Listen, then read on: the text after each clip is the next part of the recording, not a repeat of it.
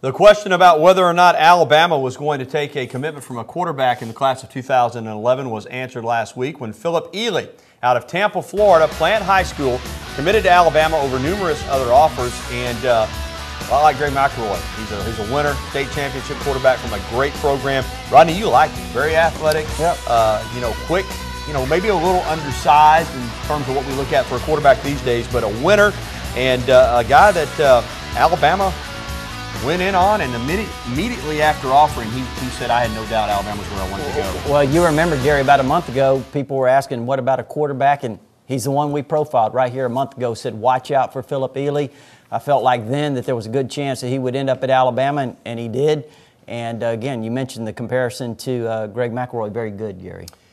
Ely's teammate, running back James Wilder, scheduled to announce tomorrow. He is arguably the top player in the country. You can put him in that conversation. He hasn't said a lot about Alabama recently, but now that Ely's on board with the Tide, is Alabama in the mix for James Wilder Jr.? Well, he hasn't mentioned Alabama lately. In fact, he said Georgia, Florida State, and Florida for the most part, Gary. And again, he may be a better linebacker than he is a running back, to be honest with you. But you never know what's going to happen tomorrow when he announces, Gary. It wouldn't surprise me in what direction it went. But, there are some people who think Alabama is still very, very strongly in the mix here. And, again, we'll see. I'm going to admit this is not one like Trey DePriest that I'm going to call.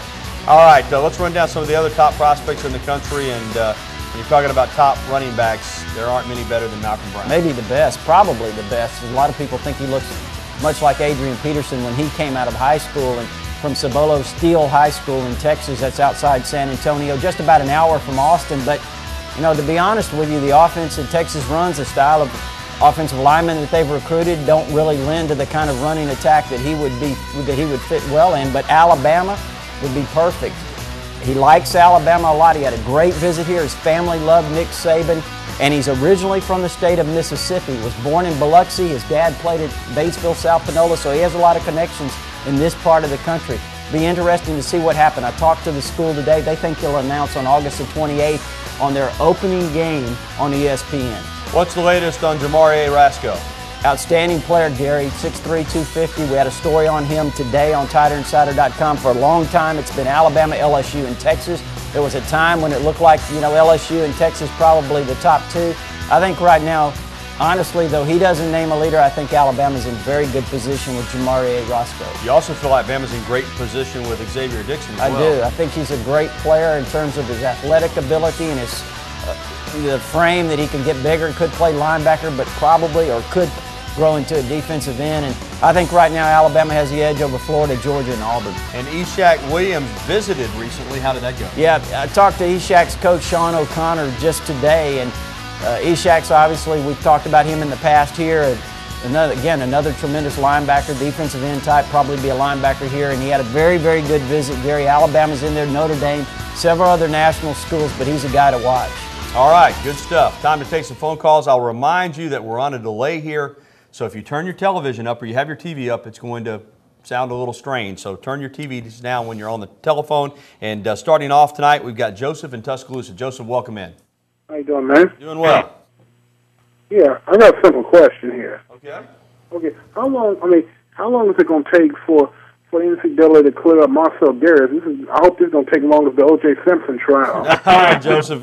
Yeah, I know Alabama fans are anxious about that. The NCAA, as we know, works at its own pace. Alabama has turned over the findings that it has in regards to Darius for a while now. I do think we'll hear something before the first ball game. I'd be scared to make a guess any more than that. Well, and again, I agree with that, Gary. And you remember last year the Ingram, Julio Jones thing, and what they cleared that up the week of the first game. So, this is probably going to be very similar to that. All right, thank you, Joseph. Let's talk with a good buddy, CB. CB, you got your ears on there, my friend? Yes, sir, brother. How y'all doing? Doing good. All right, that's good. Look, all this pressure on the offense, are we overrated, or can we carry the defense? I mean, SEC's tough. Everybody I talk to says the offense walks on water. What do y'all think, man? Well, CB, I don't think there's too much pressure on them. They're a good unit. I mean, right now they are, if you looked at one side of the ball versus the other and added in the kicking game, offense is the strength of the football team. That's just the way it is going into the season. Yeah, you have a veteran quarterback who never lost a game. You have two of the best running backs, perhaps the two best on one team in the country. I don't think there's any question about that. You may have one of the top 2 or 3 wide receivers in Julio Jones. You have an outstanding offensive line. You're replacing 2 guys, but you have the best offensive line coach in the country. You have talent to choose from. You know, it's just Alabama's offense is in very good shape. All right, let's go to Dora and talk with Christopher. Christopher, how are you? Christopher, you with us? Oh, doing great. How y'all doing? Doing well. Go ahead, Christopher. I was just pretty much wanting to know about our first game, San Jose State, what kind of caliber kind of team they got. They're not good. Mike McIntyre, new head coach. His dad, George, was the head coach at Vanderbilt back when they beat Alabama in 1984. So he's got good roots in terms of coaching, but they're not a good football team, and it's going to take them a while. He doesn't have Whit Taylor and Alabama Matthews. That's right. So that's a game that Alabama should have a pretty easy time in getting the W. Let's go to Fayette and talk with Gary. Gary, how are you, my friend? I'm fine. How y'all? Doing well. Go ahead, Gary.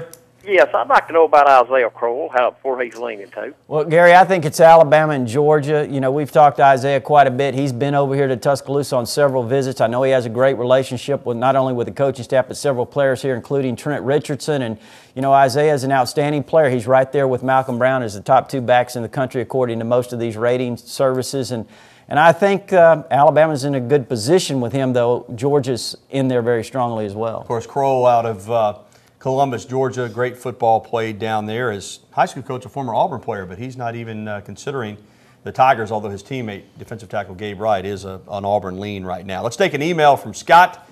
Is number 51 Carson Tinker the only long snapper the Tide has? Do they have a backup? Well, Scott, I'll be honest with you. I haven't really paid much attention to the long snapping. They do need one, and you mentioned Tinker. I guess he's in line to be the first guy. There's always a backup for every position. Who it is or where they stand with that, I don't know. Yeah, but somebody's got to snap it. Right. You're right. Yeah.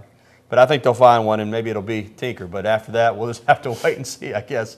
All right, we're going to take some more phone calls and emails. When we come back to Tider Insider TV, you stay with us.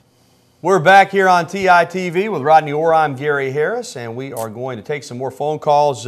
Carl in Tuscaloosa has been patiently waiting. Carl, welcome into the program. How you doing? Roll Tide. Yes, sir. I just wanted to update on the Nick Saban statue. Okay, Carl. They're originally they were going to try to have that thing unveiled before the season. Obviously, I don't think that's going to happen. You know, when you're talking about a statue, something that's going to be there permanently, I think everybody concerned wants it to be just right. And getting it just right sometimes takes some work. You know, it's been delayed a little bit. It's going to happen. I'm confident sometime during the season they'll unveil that statue. And, you know, we'll just have to wait and see when. Yeah, I'm guessing maybe October, maybe around homecoming. We shall see. All right, we've got another phone call. Let's take it now. We got Caleb in Hubbard. Caleb, how are you, my friend? Oh, I'm doing great, guys. Roll Tide. Go ahead, Caleb. Guys, I was just wanting to say, I know it's still early, but I know the defense is young and everything, but I think they'll mature as spring practice goes on. I just want y'all's take.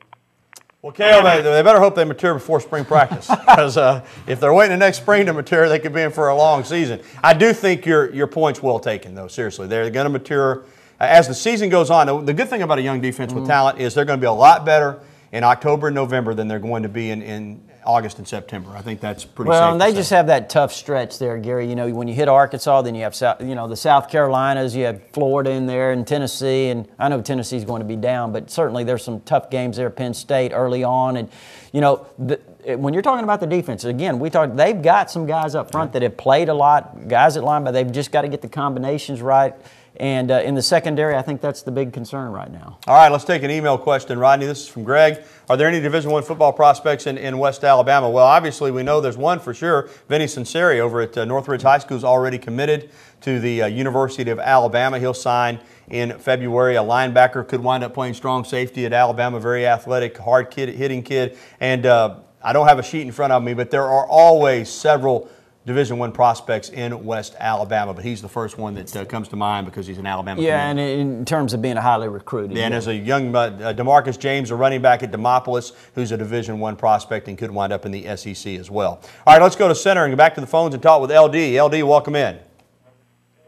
LD, lost LD, but will the Tide play a less aggressive defense? I think his point is with all that experience, will they try to do some things to protect that secondary? And it is a possibility. Well, yeah, it is. I think one thing that could really help the secondary, we've talked about this a lot, Gary, when you look at Marcel Darius, possibly Darrington Centimore, Courtney Upshaw, Damian Square, some of those guys, I think that certainly Alabama has an opportunity to have a much better pass rush this year. And that's a secondary's best friend. That's right. If you can get pressure on the quarterback without having to blitz, it makes those guys' job in the back seven a lot easier. All right, coming up, we'll have a wrap on this edition of TITV right after this. Stay with us.